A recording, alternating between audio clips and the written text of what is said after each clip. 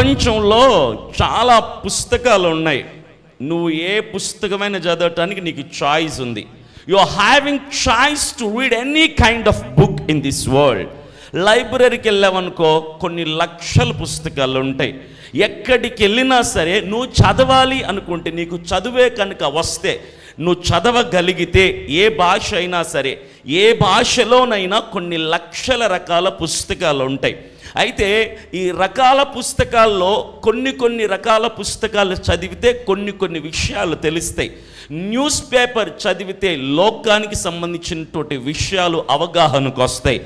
Magazines చదివితే కొన్ని విషయాలు అవగాహనకి వస్తాయి. కొన్ని నవళ్ళు చదివితే కవితలు, జ్ఞానం కూడా వస్తుంది. ఎలా మాట్లాడాలో వాక్చాతుర్యం వస్తుంది. ఇంకొన్ని కథల పుస్తకాలు చదివితే కొన్ని విషయాలు ఉదాహరణగా ఎలా మాట్లాడాలో తెలుస్తుంది. ఇలా చాలా రకాల పుస్తకాలు ఉంటాయి. కొన్ని బూతు పుస్తకాలు ఉంటాయి. అవి చదివితే బతుకు ఎలా పాడు చేసుకోవాలో అర్థమైంది. ఇలా ప్రపంచంలో పలు రకాల పుస్తకాలు నీకు అందుబాటులో ఉన్నాయి. నువ్వు ఏ పుస్తకమైనా పైసలు ఇచ్చి కొనేసుకొని చదివేసుకోవచ్చు.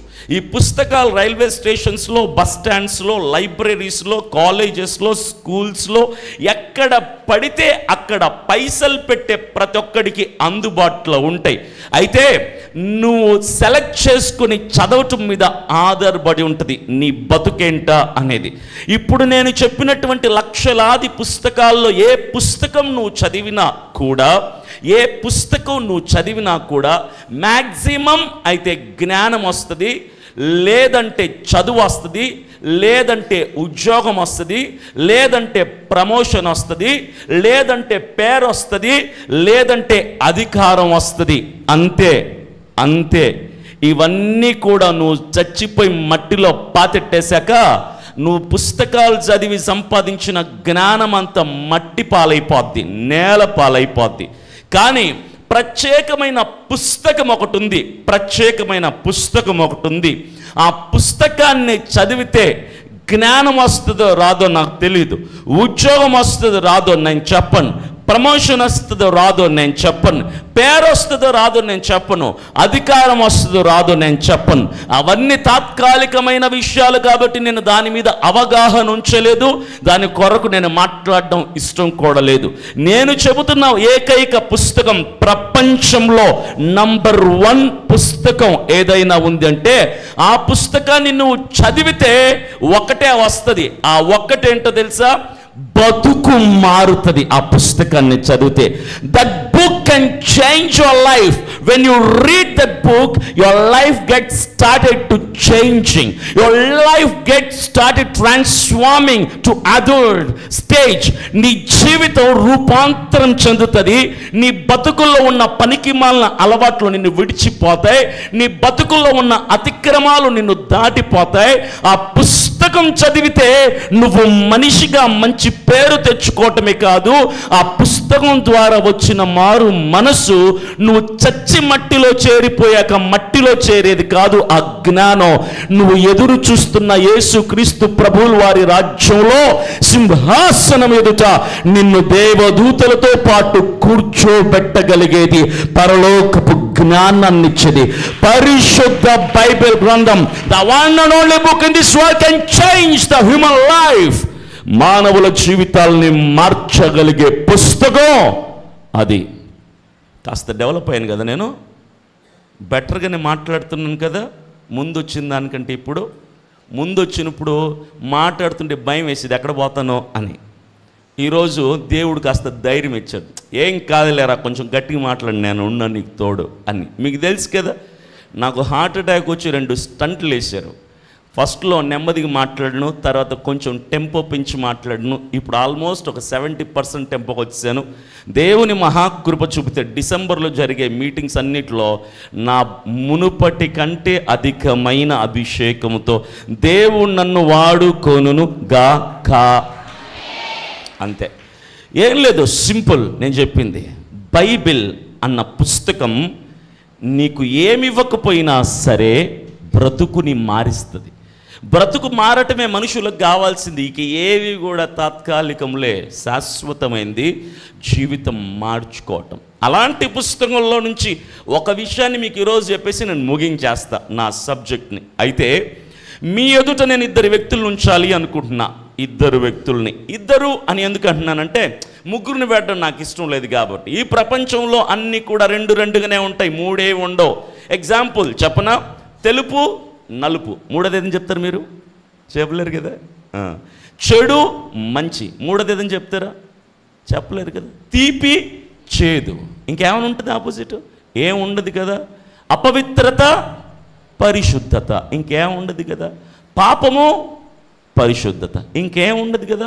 ఇలా చెప్పుకుంటూ పోతే ప్రపంచంలో ఉన్నవన్నీ కూడా రెండుగానే ఉంటాయి. కాబట్టి మీకు కూడా రెండు విషయాలని చెప్పాలనుకున్నా, ఇద్దరిని మీ ముందు ఉంచాలనుకున్నా. ఇద్దరే అని ఎందుకు అంటున్నానంటే మీరు రాసే పరీక్షల్లాగా ABCD 1 2 3 4 4 ఆప్షన్స్ మీకేం నేను ఇవ్వా, రెండే ఆప్షన్స్ ఇస్తా. ఎందుకు తెలుసా? నువ్వు చచ్చిపోయిన తర్వాత దేవుడు కూడా నీ ముందు ఉండేది రెండే ఆప్షన్సే, రెండే, మూడోది ఉండదు. ఒక ఆప్షన్ పరలోకం అయితే రెండో ఆప్షన్ నరకం. చాయిస్ నీదే. అక్కడ కూడా పరలోకానికి వెళ్తావా, నరకానికి వెళ్తావా, చాయిస్ నీదే. పాస్టర్ గారు, మరి పరలోకానికి వెళ్ళేది పరిశుద్ధులు, నరకానికి వెళ్ళేది పాపులు కదా. మరి నేనేమో అటు పరిశుద్ధుని కాకుండా ఇటు అపవిత్రత పాపం కాకుండా అటు కొంచెం ఇటు కొంచెం సగం బతికేస్తున్నా, అటు ఇటు కానుడులాగా. మరి మాలాంటి వాళ్ళకు అటు పరలోకం నరకం మాకు ఆ రెండు సూట్ అవ్వవు కాబట్టి అటు ఇటు బతికే మాకు ఏదైనా మూడో ప్లేస్ ఏమని దేవుడు ఏర్పాటు చేశాడా అంటే నా బైబిల్లో అలాంటి ప్లేస్ ఏమి లేదు.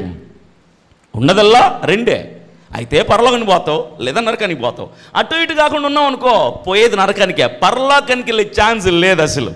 అయితే రెండే ఆప్షన్స్ ఉంటాయి. కాబట్టి మీ ముందు నేను ఇద్దరు వ్యక్తులను ఉంచుతా. ఇద్దరు వ్యక్తులు ఉంచినప్పుడు మీరు ఫైనల్గా తీసుకోవాల్సిన డెసిషన్ ఏంటో తెలుసా? ఒకరిని ఎన్నుకోవాలి. మేమిద్దరిలాగా ఉంటామంటే కుదరదు, అవ్వ బువ్వ కావాలంటే అయిద్దా, అవ్వదు. నీకు ఈ వ్యక్తి లాగుంటావా, ఈ వ్యక్తి లాగుంటావా అన్నది నిర్ణయం తీసుకోవాల్సింది నువ్వే. ఆ ఇద్దరు వ్యక్తుల పేర్లు కొంతసేపట్లో నేను రివీల్ చేస్తా, కాస్త సస్పెన్స్గా అలా ఉంచుతాను కాసేపు. అయితే ఆ ఇద్దరు వ్యక్తులు కూడా ఒకే కుటుంబానికి చెందిన వాళ్ళు, ఒకే తల్లిదండ్రులకు పుట్టిన వాళ్ళు, ఒకే సమయంలో బ్రతికిన వాళ్ళు, దేవుని అభిషేకం పొందిన వాళ్ళు, ఒకే అవకాశాన్ని దేవుని ద్వారా పొందుకున్న వాళ్ళు, దేవుని ద్వారా నడిపించబడ్డ వాళ్ళు. ఇద్దరు కూడా సూపర్ హీరోస్ అని చెప్పాలి. ఇద్దరు కూడా సూపర్ హీరోస్. అయితే ఒక సందర్భంలో, ఇన్ పర్టికులర్ సిచ్యువేషన్, ఒక ప్రత్యేకమైన సందర్భంలో ఒక వ్యక్తి ఆశీర్వాదమయ్యాడు లక్షల మందికి, ఇంకొక వ్యక్తి శాపగ్రస్తం అయ్యాడు లక్షల మందికి. ఒక వ్యక్తి ఆశీర్వాదమయ్యాడు, ఒక వ్యక్తి శాపగ్రస్తం అయ్యాడు, ఇద్దరు కూడా. అయితే ఇక్కడ ఉన్నటువంటి మీలో, భూమి మీద ఉన్నటువంటి సర్వ మానవులలో ఈ రెండు రకాల మనుషులే ఉంటారు. అయితే ఆశీర్వాదం అయి ఉంటావు లేదా శాపగ్రస్తం అయి ఉంటావు. ఇప్పుడు మీరే డిసైడ్ చేసుకోవాలి, మీరు ఆశీర్వాదమా, మీరు శాపగ్రస్తమా. నేను ఆశీర్వాదం పాస్టర్ గారు అన్నోళ్ళు చేతులెత్తండి అమ్మా. మీరు ఎత్తలేదంటే ఇంక రెండోదని నేను ఫిక్స్ అవ్వాలి. మేము శాపగ్రస్తం అండి అన్నోళ్ళు చేతులెత్తండి. మీరు ఎత్తరు, మీరు దానికి సరిపోరు, దీనికి సరిపోరు. చెప్పాను కదా, తెలుపు నలుపు కాకుండా మధ్య రకం వ్యక్తులు మీరంతా కూడా. అందుకే దేనికి చేతులు ఎత్తకుండా సైలెంట్ కూర్చుండిపోయారు. పోనీ అయితే ఆ ఇద్దరు వ్యక్తుల జీవితాలు ఒక సందర్భంలో వేరువేరుగా మారిపోయాయి. ఒకరు దీవెనగా మారితే ఒకరు శాపంగా మారిపోయారు. ఒకరి ద్వారా లక్షల మంది బ్రతికితే ఒకరి ద్వారా లక్షల మంది చచ్చిపోయారు. ఆ ఇద్దరు ఎవరు అంటే ఒక కుటుంబంలో ఒక దంపతులకు పుట్టినవారు, ఒక భార్యాభర్తలకు పుట్టినవారు. అమ్రాము యొకోబేదు అన్నటువంటి దంపతులకి పుట్టినవారు. అమ్రాము యొకోబేదు అన్నటువంటి దంపతులకి, భార్యాభర్తలకి పుట్టినవారు. మొదటి సంతానం మిరియాం. అయితే ఆవిడ పుట్టిన 4 సంవత్సరాల తర్వాత పుట్టినవాడు అహరోను. అతను పుట్టిన 2 సంవత్సరాల తర్వాత పుట్టినవాడు మోషే. ఈ ఇద్దరినే మీ ముందు ఉంచాలనుకున్నా. ఎవరు? అహరోను, మోషే. మీకు బాగా సుపరిచితమైనటువంటి పేర్లు, సుపరిచితమైనటువంటి జీవితాలు, సుపరిచితమైనటువంటి గ్రంథంలో రాయబడినటువంటి విషయాలు ఇవన్నీ కూడా. ఎంతమందికి బాగా పరిచయం అహరోను, మోషే అంటే? అహరోను తెలుసా మీకు? ఏదో ఒక దాన్ని పలకండమ్మా ఒలకండమ్మా. కథ చెప్పేటప్పుడు చిన్నపిల్లాడికి రే అక్కడ పిల్లొచ్చింది, అక్కడ ఇద్దరు మనుషులు వెళ్తున్నారు అంటే కథ అయిన పసిపిల్లడు అని ఊకొట్టాలి. ఊకొట్టలేదనుకో, ఊకొట్టరా సచ్చినోడా, నువ్వు వింటున్నావో సత్యం నాకు అర్థం కావాలి కదా అని పిల్లాన్ని కూడా కొడతాం మనం. ఏమని? ఊకొట్టు అని. నువ్వు కథ చెప్పేటప్పుడు పసిపిల్లడు కొట్టకపోతే నువ్వు కథ కూడా చెప్పడానికి నీకు ఇంట్రెస్ట్ ఉండదు. మరి ఇంత మీరు పెరిగి పెద్ద అయ్యారు కదా, మీరు పసిపిల్లలు ఏం కాదు కదా. మరి నేను ఇంత కష్టపడి ప్రయాసతో వాక్యం చెప్తుంటే కొట్టకపోతే నాకు ఎలాగుంటుంది? కొట్టండి అమ్మా, కాస్త కొట్టండి. ఏమనాలి వాక్యం చెప్పేటప్పుడు? ఆహా అలాగా, సరే మంచిదే అంటూ ఉన్నారనుకోండి, మాకు కొంచెం ఎనర్జీ వస్తుంది, ఇంకొంచెం మంచిగా మాట్లాడడానికి అవకాశం ఉంటుంది. కాస్త కొట్టండి, ఉలుకు పలుకు లేని శిలా విగ్రహాలాగా ఉండిపోకండి, చెప్పేటోడికి సిరాకేస్తుంది. అర్థమైందా? అయితే నేను ఇద్దరు విషయాల గురించి మీకు చెప్తున్నాను. ఇద్దరూ కూడా ఒక దంపతులకు పుట్టారు, అహరోను మోషేలు. మోషే అహరోను మీకు ఎంతమందికి తెలుసు? మోషే అహరోను తెలుసు అన్నోళ్ళు చెయ్యొత్తండి.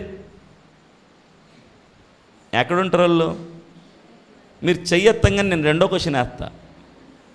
మోషే ఎక్కడ ఉంటాడు, అహరోను ఎక్కడ ఉంటాడు? మనం బైబిల్ చదివి చచ్చే అలవాటు మనకు ఉండదు కాబట్టి వాళ్ళు ఎక్కడ ఉంటారో మనకు తెలియదు. ఎక్కడుంటే మనకెందుకు పాస్టర్ గారు, మీరు వచ్చారు కదా చెప్తారు కదా, వింటాం పోతాం అంతే. అయితే మోషే అహరోన్లు అన్న సబ్జెక్ట్ చాలామంది చాలాసార్లు చెప్పే ఉంటారు. అదే నేను చెప్తున్నా, పెద్ద కొత్తగా ఏముండదు, అందరూ చెప్పేదే. కాకపోతే మీరు మరలా విన్నప్పుడు ఈసారైనా దేవుడు మీతో మాట్లాడకపోతాడు అన్న ఒక చిన్న ఆశతో నేను ఇక్కడ నిలబడ్డాను. మోషే అహరోన్లు అంటారు. ఎవరైనా మాట్లాడినప్పుడు ఇద్దరి గురించి మొదట వచ్చే పేరు మోషే, రెండవగా వచ్చే పేరు అహరోను. పెద్దోడెవరు? అహరోను. చిన్నోడెవరు? మోషే. జనరల్గా మాట్లాడేటప్పుడు పేరు మొదటగా రావాల్సింది ఎవరిది? పెద్దోడైన అహరోన్ది. మరి మోషే అహరోన్లను ఎందుకు అంటున్నాం తెలుసా? మోషే గొప్పోడు కాబట్టి. ఎందుకు గొప్పోడయ్యాడో తెలియాలంటే ఈ పూర్తి వర్తమానం మీకు ఇన్నాక క్లైమాక్స్లో కంక్లూజన్లో ఎందుకు ఆయన పేరు ముందొచ్చిందో మీకు స్పష్టంగా అర్థమైద్ది. అయితే అక్కడ జరిగినటువంటి విషయం ఏంటి అంటే, ఈ ఇద్దరు కూడా తల్లిదండ్రులకు పుట్టిన తర్వాత ఆ ఇంట్లో పెరిగిన సంతానము. అహరోను తల్లిదండ్రుల దగ్గరే పెరిగాడు. మోషే 10 సంవత్సరాలు తల్లిదండ్రుల దగ్గర పెరిగి తర్వాత ఫరో సామ్రాజ్యానికి వెళ్ళిపోయి 30 సంవత్సరాలు అక్కడ పెరిగాడు. అక్కడ అన్యాయాన్ని చూశాడు, అక్రమాన్ని చూశాడు. తన ప్రజలైనటువంటి ఇజ్రాయేలీలు బానిసత్వంలో మగ్గిపోతుంటే చూసి ఓర్వలేక, భరించలేక, తట్టుకోలేక నా ప్రజల్ని విడిపించాలి అని ప్రయత్నం చేసి హీరో అవ్వాలి అనుకున్నాడు. ఒకరిని లేపేశాడు, అది ఫరోకు తెలిసిపోయింది. ఎక్కడ చంపేస్తాడని చెప్పి అక్కడి నుంచి పారిపోయాడు. ఫరో సామ్రాజ్యం నుంచి పారిపోయి ఇత్రో అనేటువంటి వ్యక్తి దగ్గరికి వెళ్ళి అక్కడ గొర్రెలు కాచుకుంటూ ఉన్నాడు. అలా కొద్ది కాలం అయిపోయిన తర్వాత దేవుడు జ్ఞాపకం పెట్టుకొని మోషేతో మాట్లాడి, బాబు అక్కడ నీ ప్రజలు నలిగిపోతున్నారు, కన్నీళ్ళు పెట్టుకుంటున్నారు, నువ్వు వెళ్ళు, వాళ్ళని విడిపించాల్సిన బాధ్యత నీకు అప్పచెప్తున్నా అంటే, దేవా నా వల్ల కాదు, నాకు అంత సీన్ లేదు, నాకు మాటలు రావు, నేను నత్తుణ్ణి అని డిస్కషన్ జరిగిపోయింది. చాలా ఆర్గ్యుమెంట్ జరిగిన తర్వాత దేవుడు అన్నాడు, సరే నువ్వు భయపడుతున్నావు కదా, నేను నీకు తోడిస్తా. అంటే ఎవరు ప్రభువా అంటే, మీ అన్న అహరోను ఉన్నాడు కదా, అతను నీకు తోడుగా పెడతా. ఇద్దరు జంటగా వెళ్ళండి, ఎక్కడికి వెళ్ళినా ఇద్దరు కలిసి వెళ్ళండి, ఇద్దరు కలిసి పోరాటం చేయండి, ఇద్దరు కలిసి నేను చెప్పిన పనిని సాధించండి. అంటే అహరోను తోడు చూసుకున్న మోషేకి దేవుడున్నాడు, అహరోను ఉన్నాడు అన్న ధైర్యంతో ముందుకెళ్ళిపోయాడు. నేరుగా ఎక్కడికి వెళ్ళిపోయాడు? ఫరో సామ్రాజ్యానికి వెళ్ళిపోయి ఫరో దగ్గర నిలబడి, రే ఫరో, మా ప్రజల్ని విడిపించు, మా ప్రజల్ని పంపించేసే, ఈ బానిసత్వం మీకు చాలు, పంపించేసి మా దేవుడు చెప్పాడు. అంటే ఎవడ్రా మీ దేవుడు? మీ దేవుడు లేని మీరు లేరే. బానిసత్వంలో ఉన్న వాళ్ళు బానిసత్వంలోనే ఉంటారు. అంటే కోపం వచ్చింది ఎవరికో తెలుసా? అరిచింది అహరోను మోషేల మీద, కోపం వచ్చింది ఎవరికో తెలుసా? దేవుడికి. కారణం ఏంటో తెలుసా? పంపించిన వాడు దేవుడు అయితే, ఎదురు తిరిగేది శత్రువు అయితే కోపం వచ్చేది మనుషులకు కాదు, మనుషుల తరపున నిలబడిన దేవునికి వస్తుంది కోపం. దేవుడి కోపం వచ్చింది, వెంటనే గ్యాప్ లేకుండా 10 తెగుళ్ళు పంపిస్తే పట్ట పగలు మిట్ట మధ్యాహ్నం ఫరోకి నక్షత్రాలు కనపడ్డాయి, చుక్కలు కనపడ్డాయి. దెబ్బకు భయపడిపోయి మోషే అహరోన్లు పిలిచి, బాబు మీ దేవుడికి మీకు ఒక దండం నైనా, మీ ప్రజల్ని తీసుకుని వెళ్ళిపోండి, వెంటనే వెళ్ళిపోండి, ఈ టార్చర్ నేను తట్టుకోలేకపోతున్నా, మీ దేవుడు పెట్టే టార్చర్ అంటే. సరే అని మోషే అహరోన్ల నాయకత్వంలో, యాజమాన్యంలో వారు నడిపిస్తే ఇజ్రాయేలీయులందరూ కూడా ఐగుప్తు నుంచి విడిపించబడి నడుచుకొని వెళ్ళిపోయారు. అయిపోయింది, అక్కడి నుంచి విడుదల పొందేసుకున్నారు. అయితే ఇప్పుడు దేవుడికి కావాల్సింది ఏంటో తెలుసా? ఆ ఇజ్రాయేలీయులకి దేవుని యొక్క శక్తి చూపించాలి అనుకున్నాడు.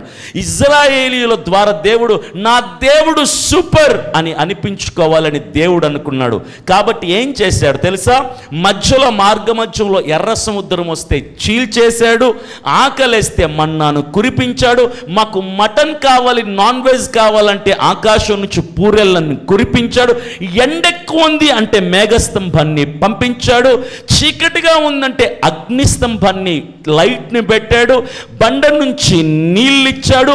వాళ్ళు అడిగిన ప్రతిసారి అడిగిన దానికంటే విలువైన దాన్ని దేవుడు ఇస్తూ, మా దేవుడు గ్రేట్, మా దేవుడు సూపర్, మా దేవుడు మేము అడిగిందల్లా ఇస్తున్నాడు అని ప్రజల ద్వారా, ఇజ్రాయేలీయుల ద్వారా దేవుడు ఘనముగా మహిమపరచబడ్డాడు, ఘనముగా మహిమపరచబడ్డాడు.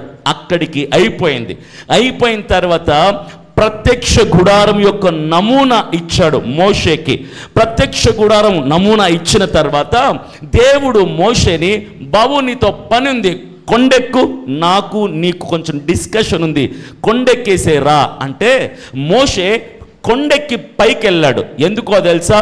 దేవుడితో మాట్లాడడానికి. ఇప్పుడు నేను చెప్పబోయే వర్తమానం నిర్గమకాండంలో 32వ అధ్యాయంలో ఉన్న సారాంశాన్ని, భావాన్ని నేను వివరించడానికి ప్రయత్నం చేస్తున్నా. ఎక్సోడస్ 32 చాప్టర్, నిర్గమకాండం 32వ అధ్యాయంలో ఉన్నటువంటి ఆ యొక్క అంశాన్ని, ఆ యొక్క వచనాలన్నిటినీ నేను ధ్యానం చేశాను, మీకు వివరిస్తాను. మీతో ఏం నేను చదివించను, అంత రిస్క్ కష్టం కూడా నేను మీకు పెట్టను. మీరు శ్రద్ధగా ఆసక్తిగా మీరు వింటే, దాని ద్వారా మీరు ఏదైనా నేర్చుకుంటే నాకు సుఖమే, మీటింగ్ పెట్టిన జాన్ మోజెస్ అయ్య గారికి సుఖమే.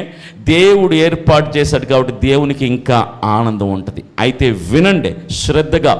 అక్కడ 3 భాగాలుగా ఆ వర్తమానం ఉంటుంది, ఆ అధ్యాయం ఉంటుంది. 32వ అధ్యాయం.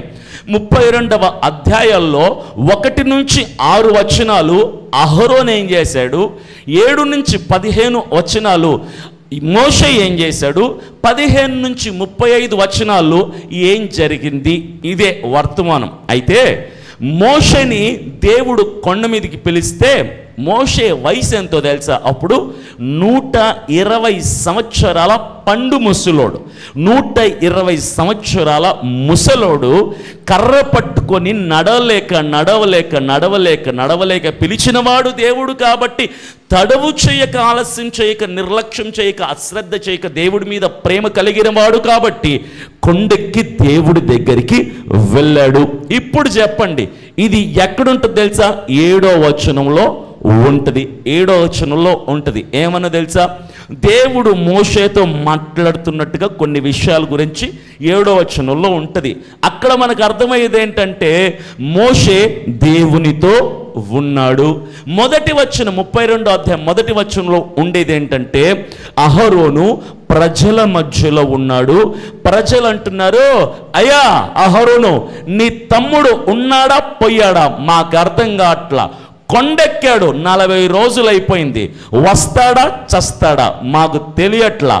మమ్మల్ని ఐగుప్తు నుంచి విడిపించిన దేవుడెవరు, నాయకుడెవరు, యజమానుడెవరు అని అడిగితే మేము ఎవరిని చూపించాలి, ఏం పేరు చెప్పాలి అని అహరోనుని చుట్టూ ఉన్న ప్రజలు అడిగి కన్ఫ్యూజ్ చేస్తే అహరోనికి దిక్కుతోచని స్థితిలో, కన్ఫ్యూజన్ స్టేట్లో నిలబడి పోయాడు. అహరోన్ ఎక్కడున్నాడు? ప్రజలతో ఉన్నాడు. మోషే ఎక్కడున్నాడు? దేవునితో ఉన్నాడు. దేవునితో ఉన్నవాడు ఆశీర్వాదమయ్యాడు, ప్రజలతో ఉన్నవాడు శాపగ్రస్తం అయ్యాడు.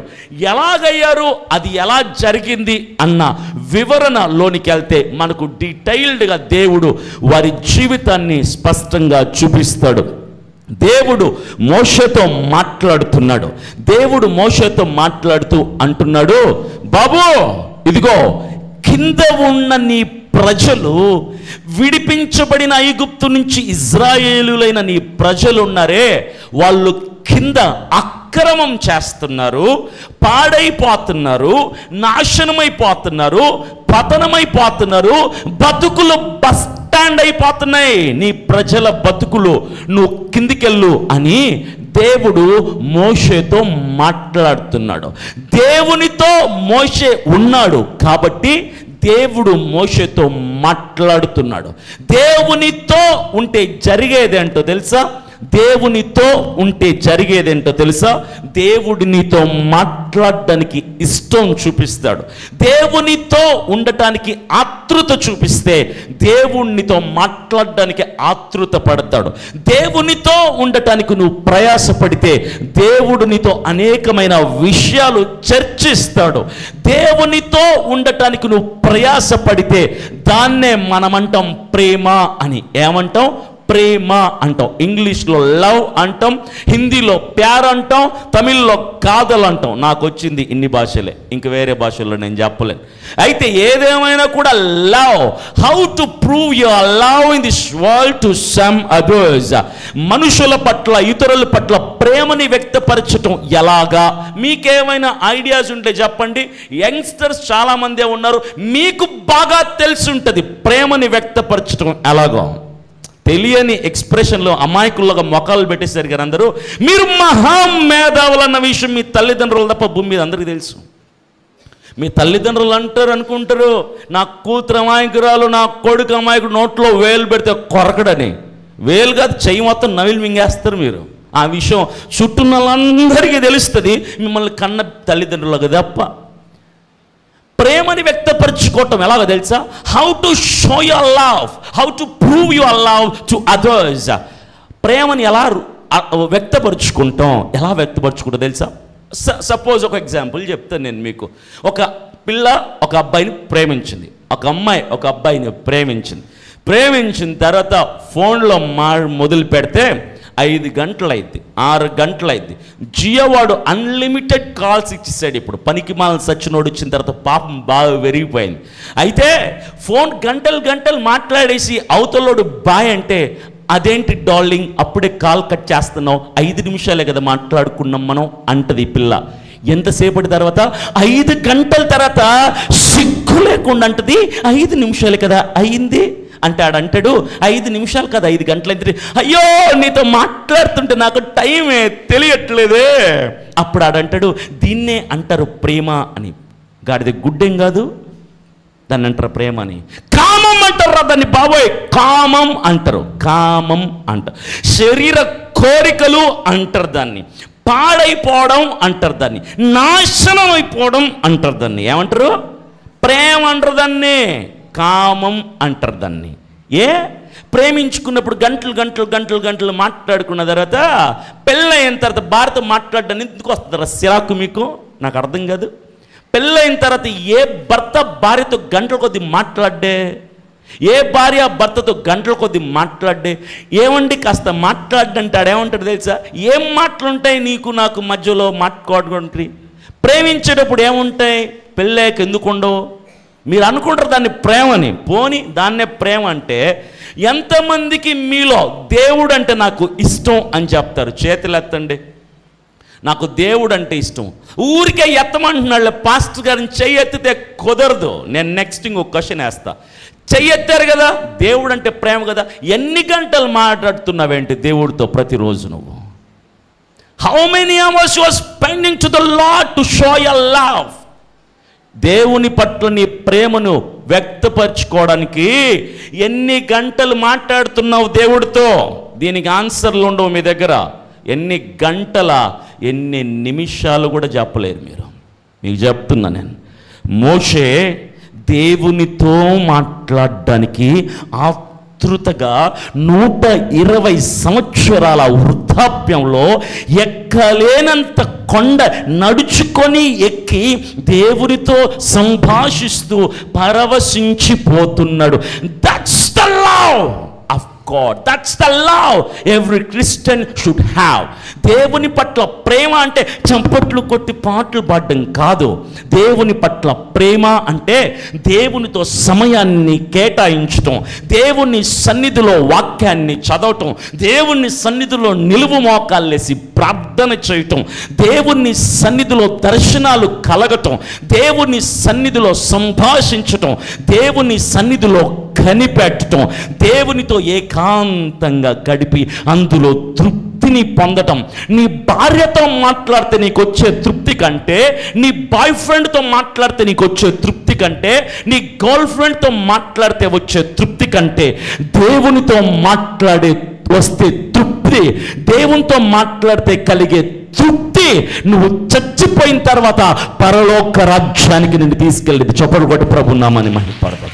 You will get that much of satisfaction when you spend time to the Lord. చాలామంది సేవకులు వాక్యం చెప్పేస్తుంటారు. నేను కూడా ఒకటినే. వాక్యం చెప్పడం చాలా ఈజీ. అన్నిటికంటే క్రైస్తవ్యంలో అతి సులువైంది అంటో తెలుసా? వాక్యం చెప్పడం. మీకు కూడా మైక్ ఇచ్చేస్తే ఇక్కడ నిలబెట్టేస్తే నాకంటే బ్రహ్మాండంగా మీరు వాక్యం చెప్తారు. ఎందుకు తెలుసా? యూట్యూబ్లో వచ్చేసాయి, గూగుల్లో వచ్చేసింది. మీరు 100 మంది సేవకులను చూసి ఆ సేవకుల కంటే మీరు బాగా వాక్యం చెప్పగలిగిన టాలెంట్స్ మీకు ఉంటాయి. వాక్యం చెప్పడం చాలా ఈజీ. అన్నిటికంటే కష్టమైంది ఏంటో తెలుసా? దేవునితో వ్యక్తిగత సమయాన్ని గడపడం కష్టం. It's highly difficult to spend some personal time with the Lord. రహస్యమందున్న దేవునితో రహస్యముగా దేవుని సన్నిధిలో గడపాలి. అది ప్రేమ అంటే. దేవుణ్ణి ప్రేమిస్తున్నామంటే పాటలు పాడి చప్పట్లు కొట్టేసి ఆరాధనలు చేసి వాక్యాలు చెప్పేసి వాక్యం చెప్పడం అడ్డంగా తలుపటం కాదు. ఏంటి? దేవునితో సమయాన్ని గడపటం. When you don't pray in secret, never come to the pulpit అన్నాడు ఒక పెద్ద ఆయన.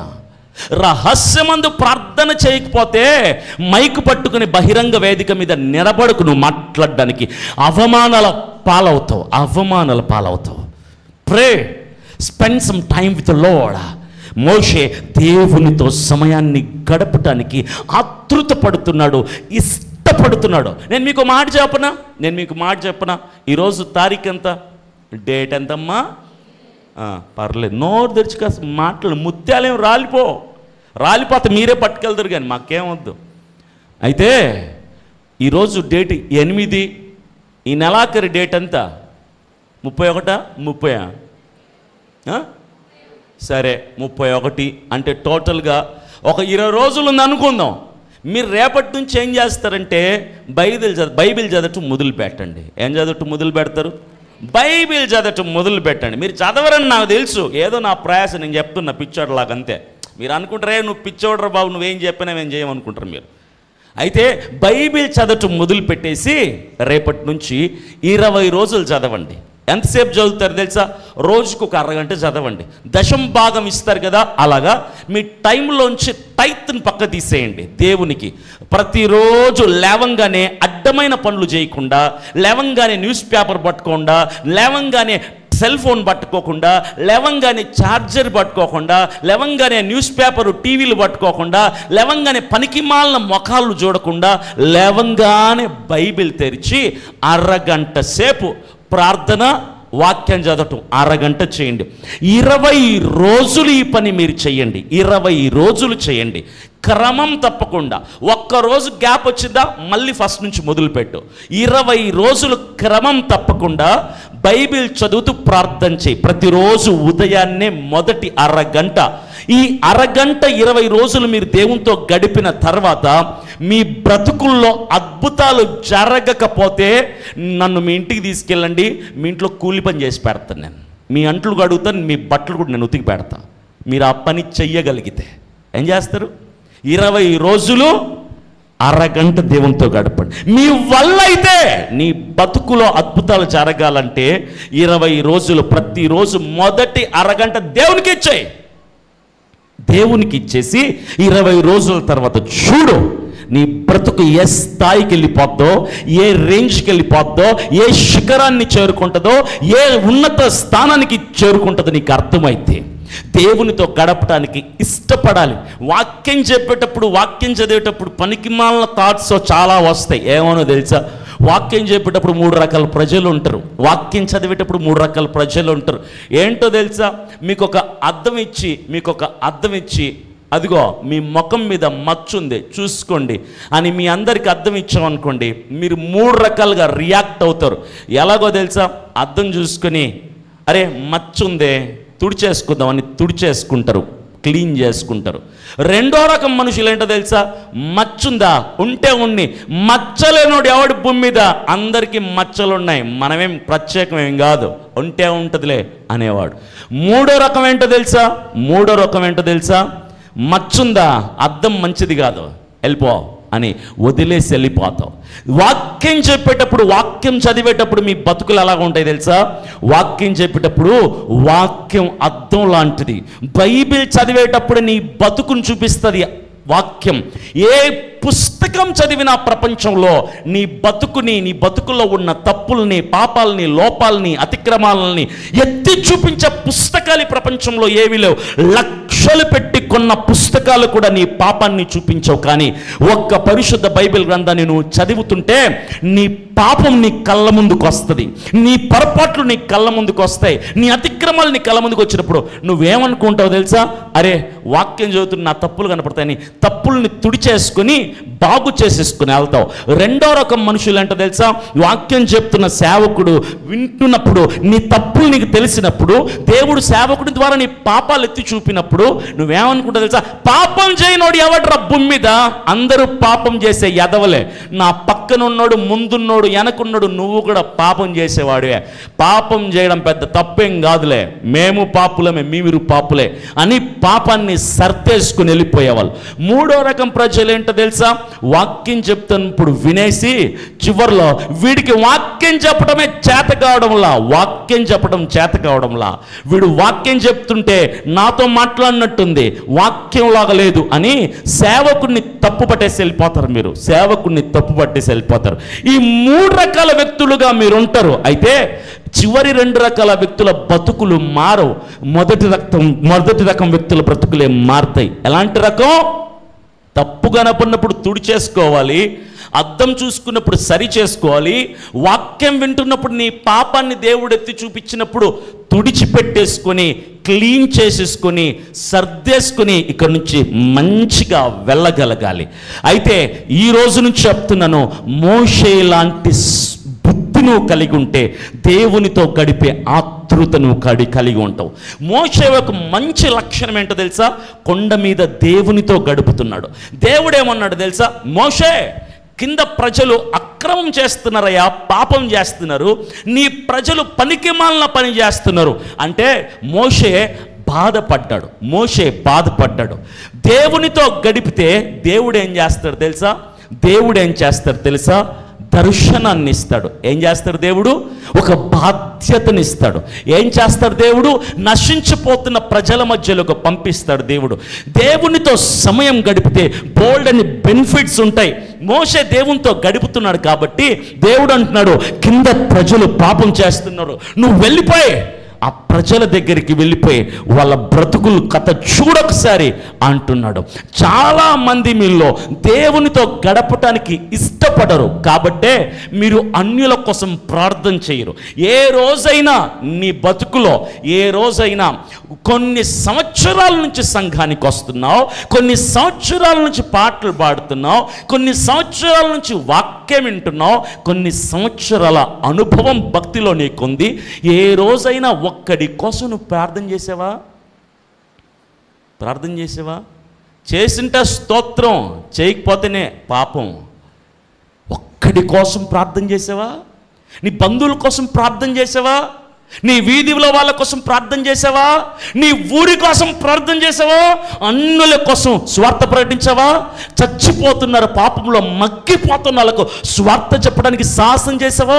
నువ్వు చెయ్యవు. కారణం ఏంటో తెలుసా? నువ్వు దేవునితో గడపవు కాబట్టి నీకు ఒక దర్శనం లేదు, నీ బతుకుకు దర్శనం లేదు, నీకు ఒక బాధ్యత. You don't have such kind of vision to pray for the Gentiles, to preach the gospel to the Gentiles. నశించిపోతున్న అన్య ప్రజల కొరకు ప్రార్థన చేసే దర్శనం నీకు దేవుడు ఎందుకు ఇవ్వాలి తెలుసా? నువ్వు దేవునితో లేవు కాబట్టి. నువ్వు దేవునితో లేవు కాబట్టి ఆ బాధ్యత ఇవ్వలేదు. సమరయ స్త్రీ మీకు బాగా పరిచయం ఉండి ఉంటుంది. సమరయ స్త్రీతో దేవుడు మాట్లాడాడు. ఆవిడ ఖచ్చితంగా 6 నిమిషాలు దేవునితో ఉంది, అంతే. 6 నిమిషాలు దేవునితో ఉంది సమరయ స్త్రీ. 6 నిమిషాల తర్వాత ఆమెకు ఒక దర్శనం కలిగింది, ఆమెకు ఒక బాధ్యత కలిగింది. ఏం చేసిందో తెలుసా? 6వ నిమిషంలో యేసుక్రీస్తు ప్రభువుల వారి దగ్గర నుంచి పరిగెట్టుకొని వెళ్ళిపోయి ఊరిలోకి వెళ్ళిపోయి గ్రామంలోకి వెళ్ళి ఇంటింటి తలుపు తట్టి అన్యుడా, క్రైస్తవుడా, మంచోడా, చెడ్డోడా, దుర్మార్గుడా, అపవిత్రుడా, పరిశుద్ధుడా అని తేడా భేదం లెక్క ఏది చూడకుండా ఊరిలో ఉన్న వాళ్ళందరినీ కూడా యేసుక్రీస్తు ప్రభువుల వారి స్వార్థ చెప్పి క్రీస్తు వైపుకు నడిపించింది. చెప్పబడి ప్రభువు నామ. That's the vision. When you spend time with God, you will have that kind of vision to pray for the people, to preach the gospel to the people. నువ్వు దేవునితో ఉంటే దేవుడు బాధ్యతనిస్తాడు నశించిపోయే వాళ్ళ కోసం, చచ్చిపోతున్న వాళ్ళ కోసం దేవుడు ఒక విజన్ ఇస్తాడు నీకు. ఏ దర్శనం లేకుండా బతుకుతున్నావంటే నీ బతుకుకు అర్థం లేదని అర్థం, మీ బ్రతుకులు వ్యర్థం అని అర్థం. దేవుడు బాధ్యతనిచ్చాడు మోషేకి, కారణం దేవునితో ఉన్నాడు మోషే. 3వది, దేవుడు అంటున్నాడు, కింద నీ ప్రజలు ఒక రూపాన్ని చేసుకొని, ఒక విగ్రహాన్ని చేసుకొని ఈడే మా దేవుడు అని డాన్సులు ఆడుతున్నారయ్యా, తాగి తందనాలు ఆడుతున్నారు అని దేవుడు చూపించాడు. మోషే ఎక్కడున్నాడు చెప్పండమ్మా, కాస్త కదలండి అమ్మా. మోషే ఎక్కడున్నాడు? కొండ మీద, బండ మీద కాదు, కొండ మీద ఉన్నాడు. పాపం చేసే ప్రజలు పనికి మాలిన వాళ్ళు ఎక్కడున్నారు? కొండ కింద ఉన్నాడు. మోషే చూశాడా? మోషే చూశాడా? చూసింది ఎవరు? దేవుడు చూశాడు. దేవుడు మోషేకి చెబుతున్నాడు, ఎవరైతే దేవునితో ఉంటారో వాళ్ళ జీవితాల్లో దేవుడు అద్భుతం ఎలా జరిగిస్తాడు తెలుసా? వాళ్ళ చుట్టూ ఉన్న కార్యాలు, వాళ్ళకు తెలియకుండా జరుగుతున్నటువంటి అక్రమాలు, వాళ్ళు కళ్ళు కప్పి చేస్తున్నటువంటి పాపాలు దేవుడు ఎవరికి చూపిస్తాడు తెలుసా? దేవునితో ఉన్న సేవకులకు చూపిస్తాడు, దేవునితో సమయాన్ని గడుపుతున్న క్రైస్తవులకు దేవుడు చూపిస్తాడు. ఇక్కడ దేవుడు మోషేకు చూపిస్తున్నాడు, ఎక్కడో దూరంగా కొండ కింద ఉన్న వ్యక్తులు చేస్తున్న పాపాన్ని దేవుడు స్పష్టంగా చూపిస్తున్నాడు. దాన్నే మనం అంటాం వివేచన వరం అని, దాన్నే మనం అంటాం ప్రవచనం అని. దేవుడు స్పష్టంగా చెప్తున్నాడు. మోషే చూడలా కానీ దేవుడు చూపించాడు, మోషే వినలా కానీ దేవుడు వినిపించేలా చేశాడు. కారణం ఏంటో తెలుసా? మోషే దేవునితో ఉన్నాడు. దేవునితో ఉంటే వచ్చే బెనిఫిట్స్ ఏంటో తెలుసా? భవిష్యత్ దేవుడు నీకు చూపిస్తాడు, నీ సంఘం యొక్క అతిక్రమాలను దేవుడు నీకు చూపిస్తాడు, నీ కుటుంబం యొక్క పరిస్థితులను దేవుడు నీకు చూపిస్తాడు. నీకు తెలియకుండా నీకు స్కెచ్చులేసే పనికి మాలిన వాళ్ళ ఆలోచనలు దేవుడు నీకు చూపిస్తాడు. మోషే దేవునితో ఉన్నాడు కాబట్టి మోషేకి దేవుడు వాళ్ళని చూపించాడు.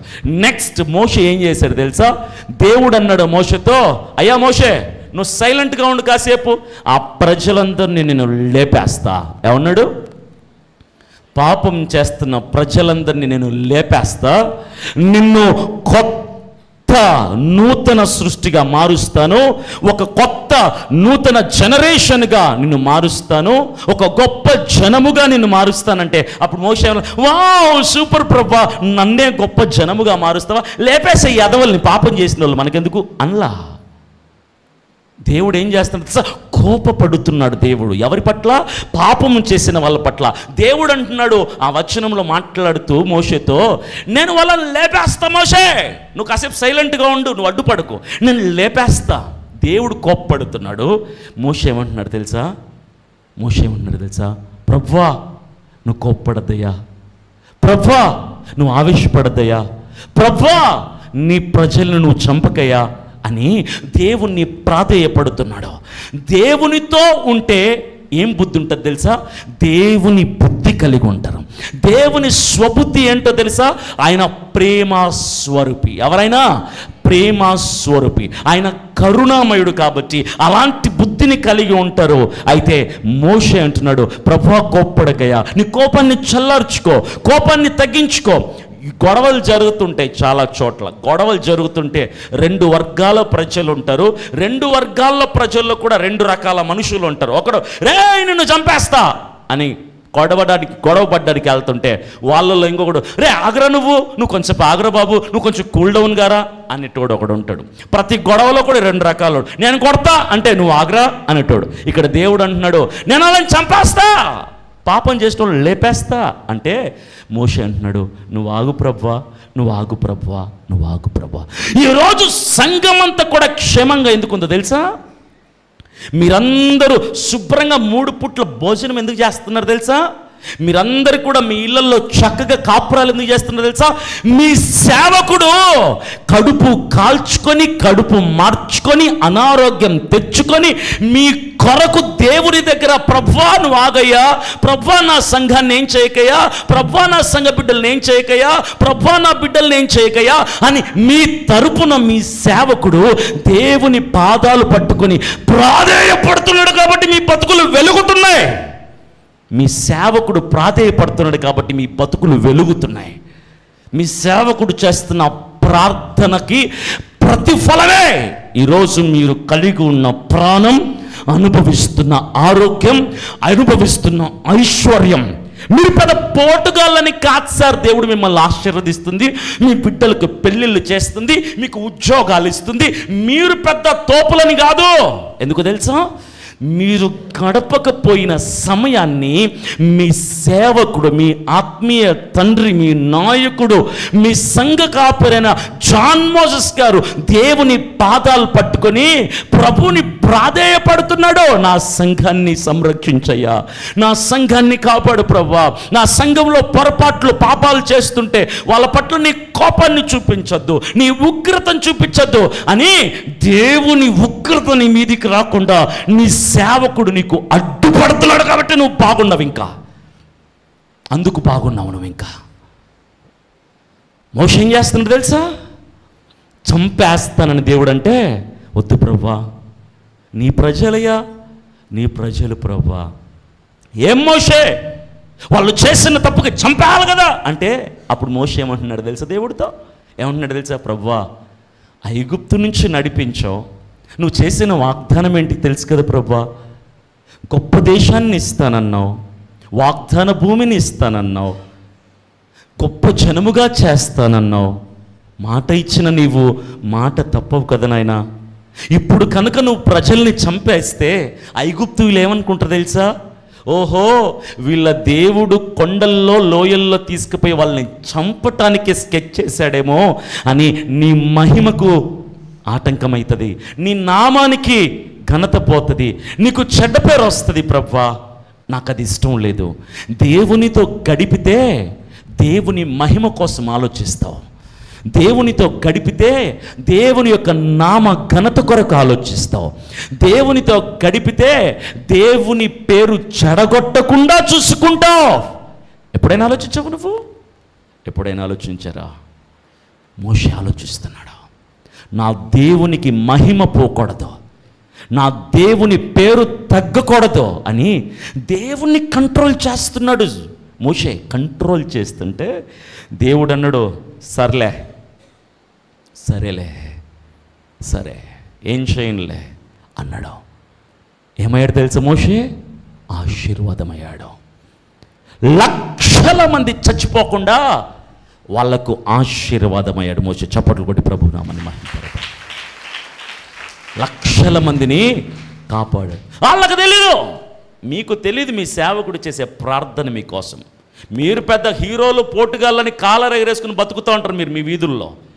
మీ సేవకుడు చేసే ప్రార్థన, ఆయన కార్చే కన్నీళ్ళు, ఆయన ఉపవాసాలు, ఆయన మోకాళ్ళ అనుభవం మీకు తెలీదు.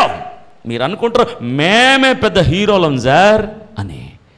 కిందున్నోళ్ళకి తెలీదు పైనున్నోడు పడిన ప్రయాసం, కిందున్నోళ్ళకి తెలీదు పైనున్నోడు వాళ్ళ మరణాన్ని దేవుడికి చెప్పి ఆపేశాడని.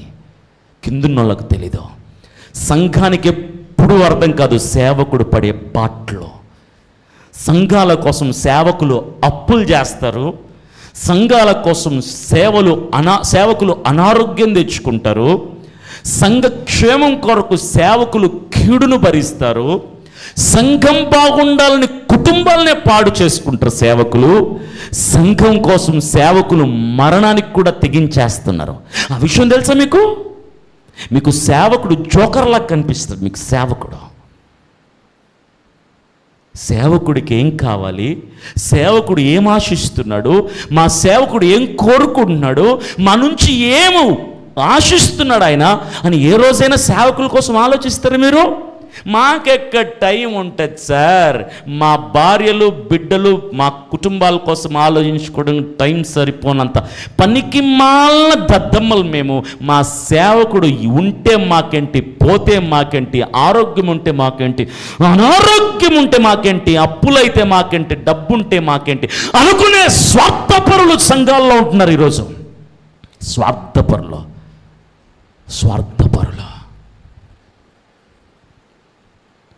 మోషే ప్రార్థన దేవునితో గడిపి లక్షల మందిని కాపాడాడు. మోషే ఏమయ్యాడు? ఆశీర్వాదమయ్యాడు మోషే. నెక్స్ట్ కమింగ్ టు అహరోన్. అహరోన్ ఏమయ్యాడు తెలుసా? శాపగ్రస్తమయ్యాడు.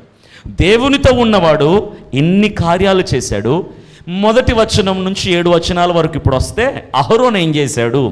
అహరోను ప్రజలతో ఉంటే ప్రజలు అన్నారు, మీ తమ్ముడు వెళ్ళిపోయాడు, 40 రోజులు అయిపోయింది, ఉన్నాడో పోయాడో మాకు తెలీదు, మరి మాకు ఒక నాయకుడు కావాలి, మాకు ఒక దేవుడు కావాలి, ఐగుప్తు నుంచి విడిపించింది ఎవరు అంటే చూపించుకోవడానికి ఒక మాకు దేవుడు కావాలి అంటే అహరోను కన్ఫ్యూజ్ అయిపోయాడు. ఎక్కడో ప్రజలలో ఉన్న అహరోను కన్ఫ్యూజ్ అయిపోయాడు. నువ్వు ప్రజలతో ఉన్నావనుకో కన్ఫ్యూజ్ అయిపోతావు. నువ్వు దేవునితో లేకపోతే ప్రజలు నిన్ను తికమక పట్టిస్తారు, నిన్ను ఆందోళనకు చేరుస్తారు, చీకటిలో నిన్ను నెట్టేస్తారు, పాతాళంలో తొక్కి పెట్టేస్తారు. ఎవరితో లేకపోతే? దేవునితో లేకపోతే.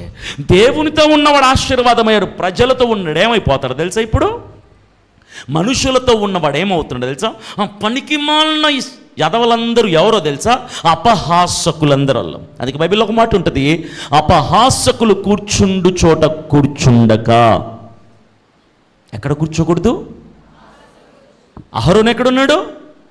వాళ్ళ ముందర. వాళ్ళు ఏమన్నారు? మాకు దేవుడు కావాలి సార్, మాకు దేవుడు కావాలి సార్. మరి మీ దేవుడు ఏమైపోయాడు రా? అహరోను ఏం చేసేది తెలుసా?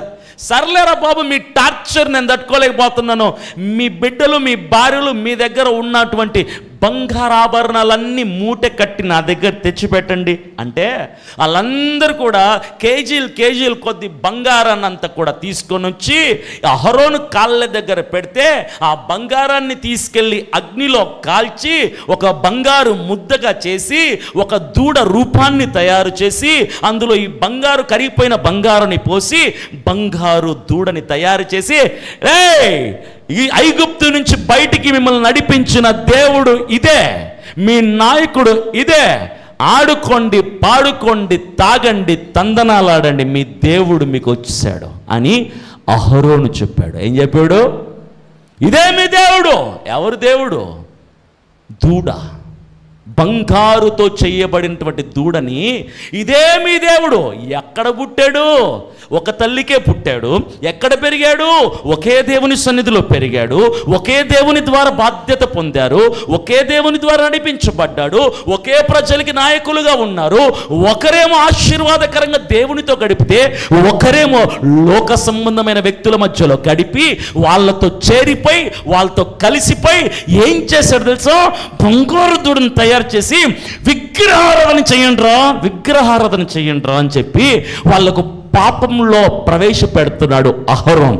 ఏం చేస్తున్నాడు? ప్రజల్ని పాపంలోకి పంపిస్తున్నాడు. పాపంలోకి దేవుడు కరెక్ట్గా 2 నెలలకు పూర్వం 32 అధ్యాయములు మనం ఉంటే కరెక్ట్గా 12 అధ్యాయాలు కనుక ముందుకెళ్తే 20వ అధ్యాయంలో దేవుడు 10 ఆజ్ఞలు ఇచ్చాడు. ఏం ఆజ్ఞలు?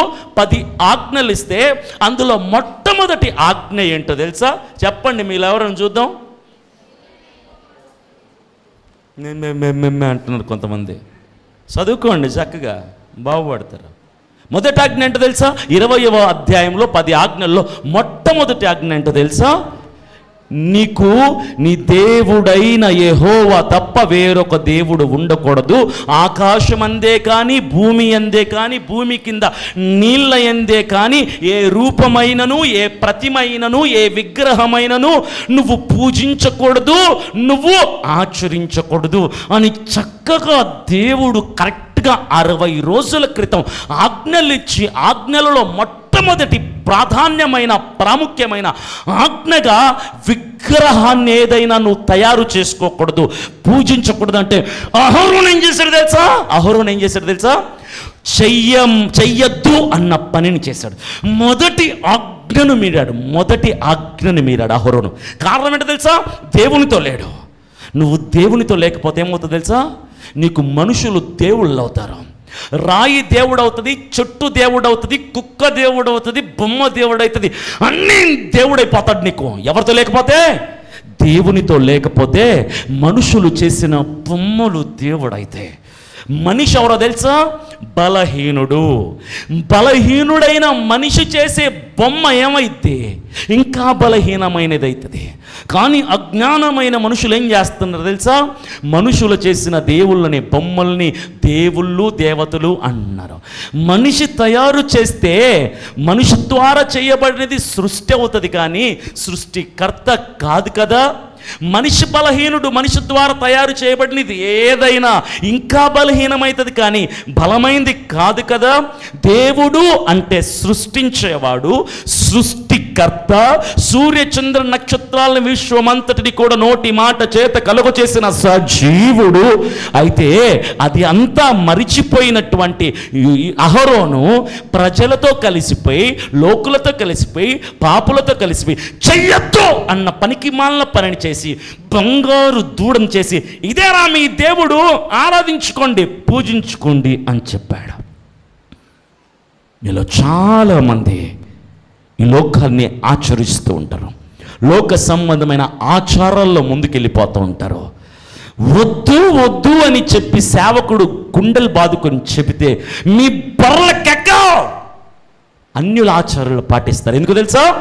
మీ బతుకుల్లో మీరు దేవునితో లేరు కాబట్టి. పెళ్ళి చేయాలంటే మంచి రోజు చెప్పండి పాస్టర్ గారు. సిగ్గుండక్కర్లా నీకు? పసుపులు పూసుకుంటారు, కుంకుమలు పూసుకుంటారు, తాయిత్తులు కట్టుకుంటారు, కాళ్ళకి చేతులకు తాళ్ళు కట్టుకుంటారు, కాళ్ళకి చేతులకి సంకెళ్ళేసి జైల్లో పడేయాలి మిమ్మల్ని అందరినీ. ఏం చేస్తారు మీరు? అన్యుల ఆచారాలు పాటిస్తారు. మీరు పట్టుకునేది బైబిల్, నెత్తి మీద వేసుకునేది ముసుగు, పాడేది దేవుని పాటలు, వినేది దేవుని వాక్యం.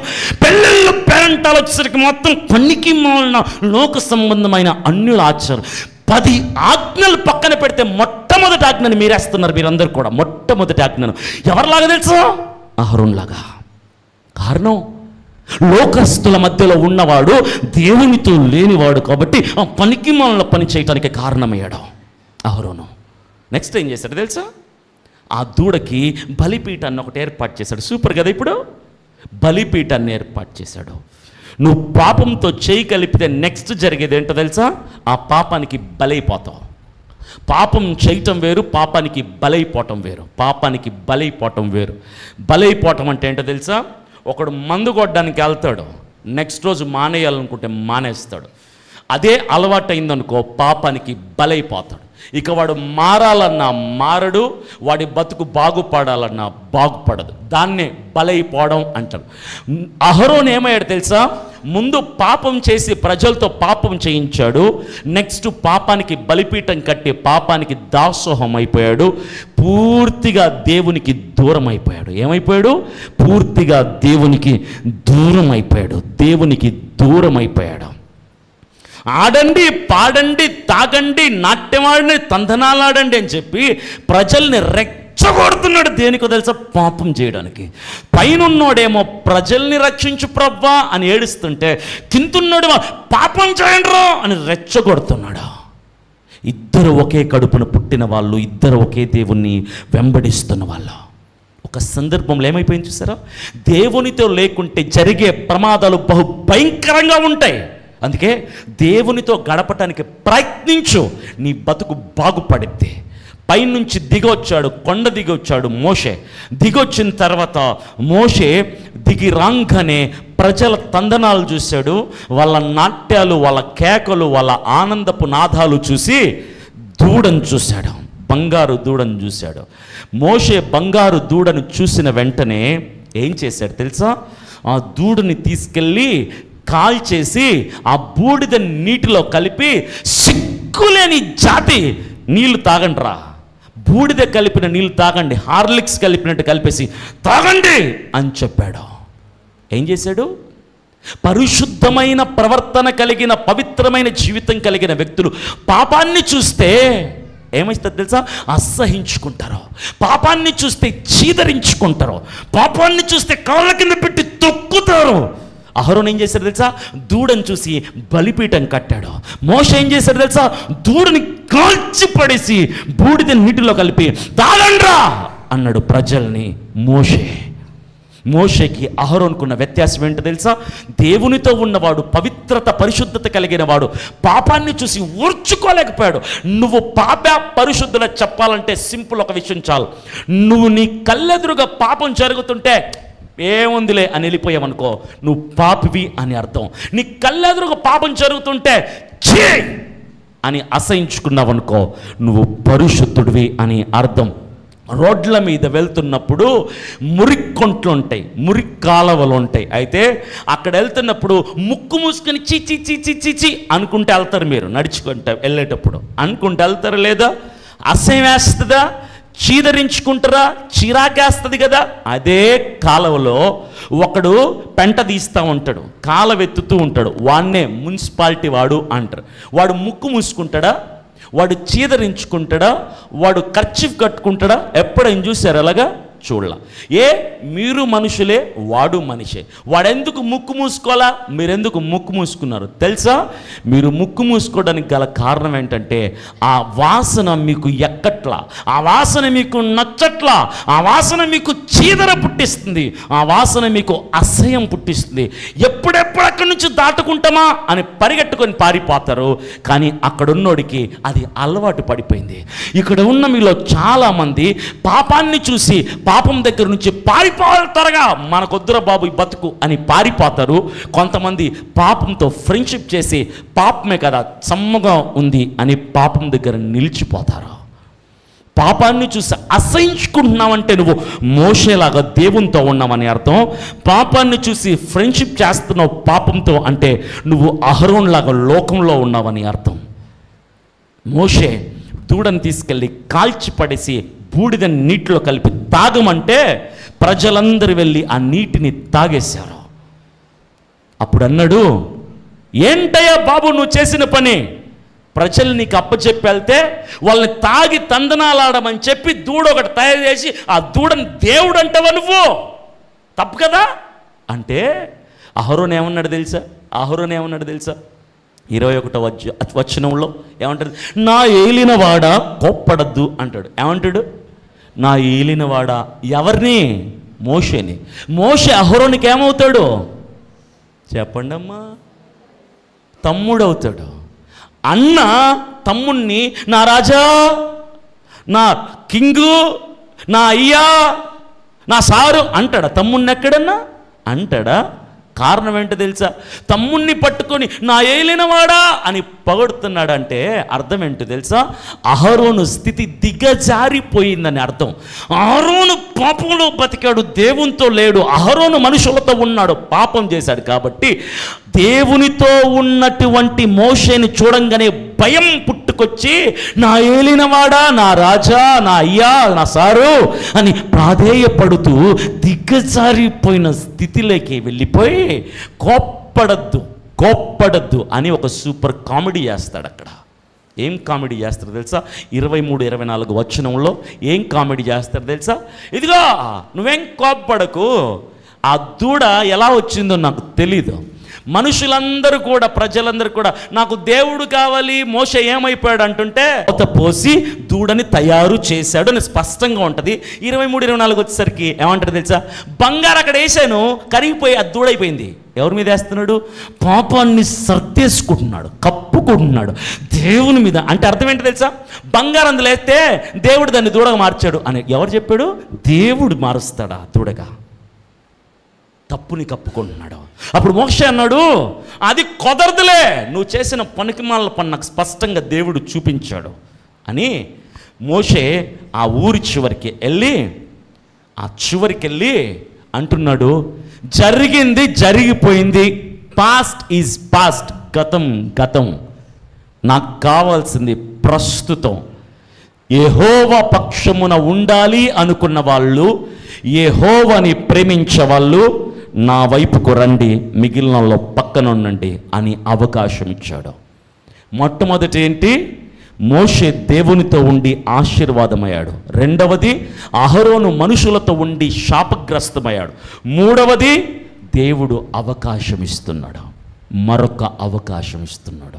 మీ బ్రతుకుల్లో ఈరోజు వరకు పాపం కనుక ఉండి మీరు అనేకులకు మీరు శాపగ్రస్తంగా బతికేసి ఉంటుంటే దేవుడు అడుగుతున్నాడు, మీరు కనుక నా పక్షాన ఉంటే నా వైపుకు రండి, మీ భయాన్ని తీసేస్తాను, మీకు ధైర్యాన్ని నేను ఇస్తాను, ఎండిపోయిన బతుకుల్లో నీటి ఊటల్ని పుట్టిస్తాను, మోడుబారిపోయిన జీవితాలని మధురంగా నేను మారుస్తాను, చీకటి గల జీవితాలకి వెలుగుని దయచేస్తాను, మీ పితరులని వద్దరకు వాగ్దాన భూమికి చేర్చిన నేను మీ జీవితంలో అసాధ్యమైన కార్యాలని సాధ్యపరుస్తాను, మీ కాపరిని నేనే, మీ సంపద నేనే, మీ ఊపిరి నేనే, మీ నిరీక్షణ కూడా నేనే అని దేవుడు అంటూ అవకాశం ఇస్తున్నాడు. ఈరోజు మీ అందరికీ అవకాశం ఇస్తున్నాడు.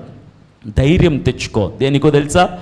నీ పాపాన్ని ఒప్పుకోవడానికి. సామెతలు 28:13 ఒక వాక్యం ఉంటుంది, అతిక్రమము దాచిపెట్టువాడు వర్ధిల్లడు, వాటిని ఒప్పుకొని విడిచిపెట్టువాడు కనికరము పొందును. అతిక్రమము దాచిపెట్టువాడు వర్ధిల్లడు, వాటిని ఒప్పుకొని విడిచిపెట్టువాడు కనికరము పొందును. దేవుడు అవకాశం ఇస్తున్నాడు. అంతటి పాపం చేసిన ప్రజలకి దేవుడు అవకాశం ఇస్తున్నాడు. ఈరోజు నీ బతుకుల్లో ఉన్న పాపాన్ని ఒప్పుకోవటానికి దేవుడు అవకాశం. ఒప్పుకుంటే బాగుపడతావు, కప్పుకుంటే చచ్చిపోయి నరకానికి వెళ్ళిపోతావు. నిర్ణయం నీదే, నేనేం చేయలేను. ఇంకా అవకాశం ఇస్తున్నాడు దేవుడు, అవకాశం. అందుకే దేవుడు అంటున్నాడు, నీ కాపరిని నేనే, నీ నిరీక్షణ. మ్యూజిషియన్స్ ఉన్నారా అమ్మా? లేరా? ఇంటికి వెళ్ళిపోయారా? పిలిస్తే వస్తారా? పిలండి. దేవుడు అంటున్నాడు, నీ కాపరిని, నీ ఊపిరిని నేనే. గుండెల్లో ధైర్యాన్ని కోల్పోయావేమో పాపం చేసి, తిరిగి ధైర్యాన్ని ఇస్తా. ఎండిపోయిన బ్రతుకులుగా మిగిలిపోయాయేమో, జీవజలపు ఊటల్ని ప్రవహించే నన్ను విడిచిపెట్టే నా దగ్గరికి వస్తే మరలా జీవ నది సెలయేళ్లను నేను పుట్టించగలను నీ జీవితంలో.